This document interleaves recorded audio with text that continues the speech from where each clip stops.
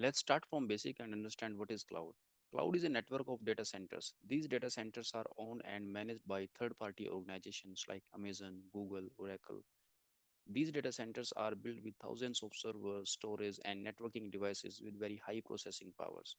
These data centers use the virtualization technology to create and assign the resources to customers. You may be familiar with virtualization technology. Virtualization technology is where you can create the multiple virtual servers on same physical hardware. Consumers like you and me create the resources like servers, storage, networking devices as per our requirement. And virtualization technology used in the data center create the virtual resources on top of physical resources and assigned to different users. The cloud providers charge only for the time the users use the resources.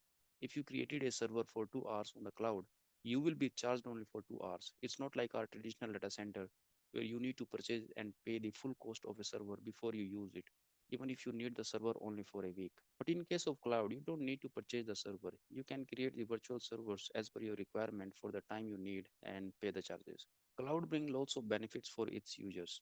Consumers don't need to make any upfront investment to purchase the infrastructure. You can create the resources on cloud in few minutes, which take months of time with traditional way. The servers and storage capacity can be instantly increased or decreased as per your requirement and business need.